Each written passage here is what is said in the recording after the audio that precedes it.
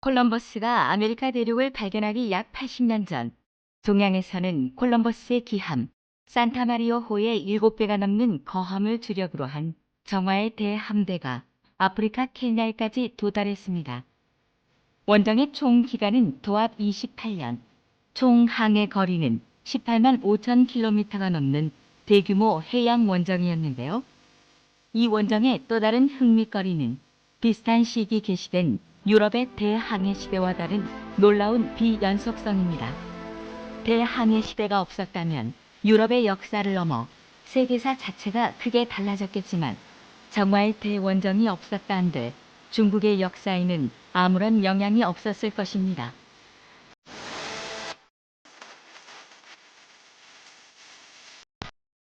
1415년 북경과 항주를 잇는 대운하의 최대 난코스였던 청강포 구간이 완공됩니다. 황하의 역류를 막기 위한 관문 등의 시설이 완공되면서 북경과 항주 사이의 조우는 별도의 육로 하역 없이 대운하로만 가능하게 됩니다. 이로써 당시 황제였던 영락제는 마음 놓고 북경 천도를 추진할 수 있었습니다. 비슷한 시기 영락제를 흡족하게 하는 또 다른 선물이 도착합니다. 4차 항해를 마친 정화 원정대가 아프리카 동부의 마린국, 오늘날의 케냐에서 가지고 온 기린이었습니다. 정화의 선단이 인도를 넘어 최초로 아프리카에 진입한 것이 바로 이 4차 항해였는데요. 영락제는 당시 북평으로 불리던 북경에서 기린을 비롯해 당시 사람들은 천마라 표현한 얼룩말 등의 신기한 동물들을 맞았습니다. 상해 인근의 유가항에 상륙한 이들은 막 완전 개통을 마친 대운하를 통해 북경까지 운반되었습니다. 여러 동물 중 특히 기린의 도래는 상서로운 징조로 선전하기에 더없이 좋은 것이었습니다. 공교롭게도 당시 정화의 함대가 머물렀던 소말리아 지역에서 지라프는 기린이라고 불렸는데요. 이는 중국인들이 영물로 여겼던 상상의 동물 시린과 아주 흡사하게 들렸습니다. 한자로는 기린, 중국식 발음으로는 시린이라는 이 영물은 용의 머리, 사슴의 몸, 소의 꼬리, 말발굽과 갈기를 지니며 성군의 치세에 상서로움을 표하기 위해 등장한다고 알려져 있었으니 영락제 입장에서는 가뜩이나 취약한 정통성을 선전하는데 이보다 좋은 수단이 없었을 것입니다. 명태조 조원장의 넷째 아들이었던 영락제 주체는 지금의 북경을 근거지로 하는 연왕에 봉해졌지만 형인 황태자가 일찌감치 죽은 상황에서 아버지 홍무제까지 죽고 조카인 건문제가 황제에 오르자 황제의 자리를 찬탈했던 우리나라로 치면 수양대군과 같은 인물입니다. 세조 역시 수많은 사람을 죽이고 조카의 왕위를 찬탈했지만 영락제는 그 클래스가 완전히 달랐습니다. 주기 교서를 쓰기를 거부하고 연적 찬위, 즉 연나라 도적이 제위를 찬탈했다는 저주를 퍼부은 당대 최고의 문장가 방효유는 구족을 넘어 문인과 제자를 포함한 10족이 멸해졌습니다. 개전 초기 조정군의 사령관이었던 경병문은 주원장의 숙청에서 살아남은 몇 안 되는 개국 공신이었으나 용서 없이 죽였고 산동성에서 연안군의 북상을 저지하며 맹활약했던 철현의 경우 코와 귀를 잘라먹이는 엽기적인 고통을 준 후 처형했습니다. 영락제의 잔인성은 그 아버지 주원장과 흡사했습니다. 쿠데타를 통한 찬탈과 사륙은 영락제 치세 내내 어두운 그림자를 드리웠는데요. 내부의 비판을 외부로 돌리기 위해 영락제가 추진한 대규모 이벤트 중 하나가 바로 정화의 대원정이었습니다. 정화의 1차 원정단 규모는 무려 2만 7천여 명이었고 나머지 항해에 동원된 선원이나 병력도 유럽 대항해 시대의 선단과는 비교도 안 되게 거대했습니다. 1차 원정에서 인도네시아 팔렘방에서 제왕 노릇을 하던 화교 해적 진조이를 토벌한 것과 3차 원정에서 이전 명나라 선발대를 몰살시킨 실론의 캄폴라 왕국을 정벌한 것 이외에는 큰 군사적 마찰이 없었던 정화의 선단이지만 아마 이들이 기항했던 지역에서는 생전 처음 보는 대규모 병력과 함대 규모에 놀라 명예 조공 요구에 고분고분 응했을 것으로 보입니다.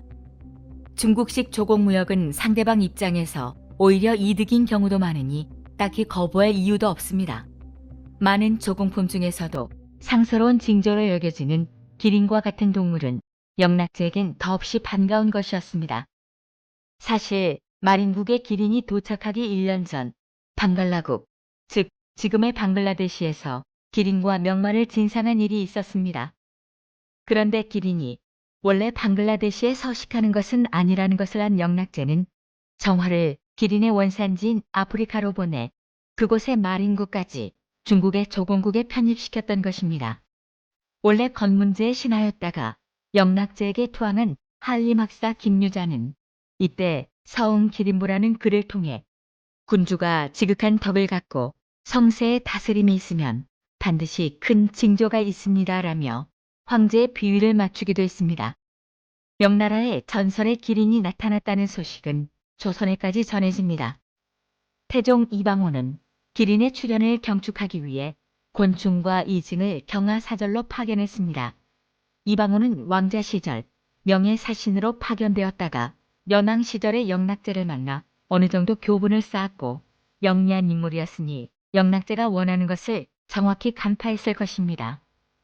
영락제는 궁극적으로 자신의 근거지인 북평, 그러니까 북경으로 수도를 옮겨 자신에게 반발하는 절강 사대부들의 기반을 없애고 기득권을 교체하고자 했습니다.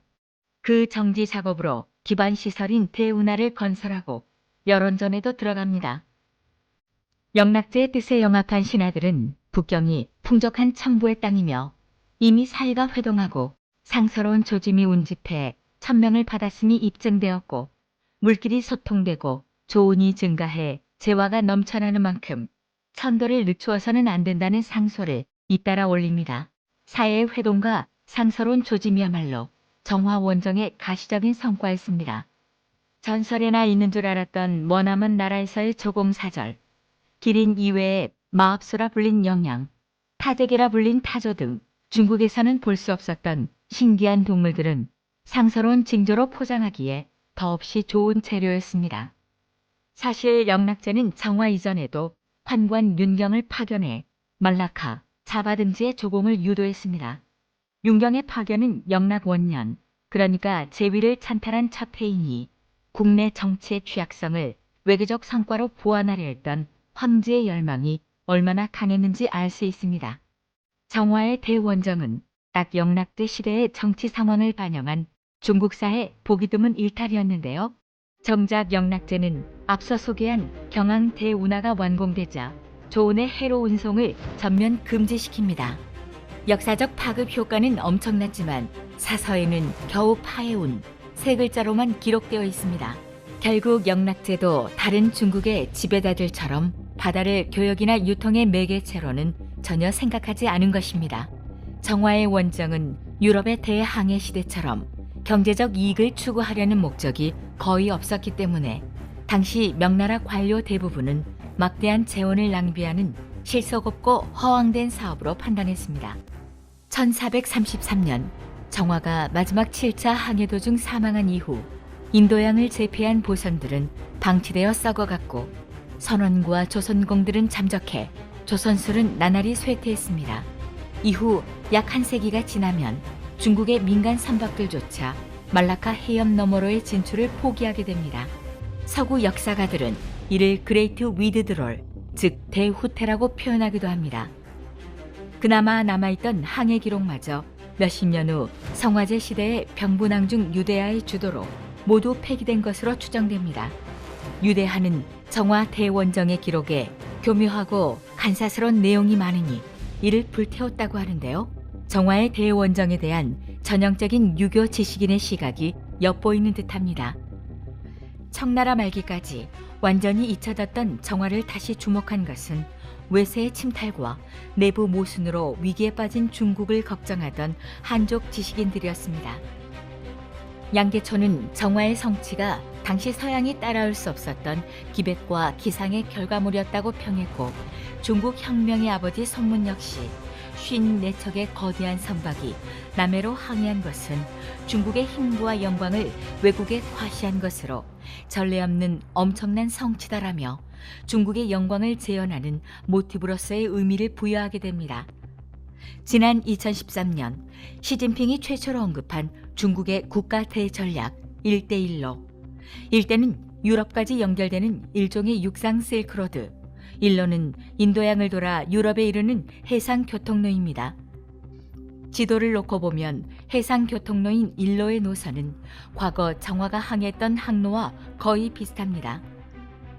현재 전쟁터가 된 이란의 경우 중국 일대일로의 핵심 거점이기도 합니다.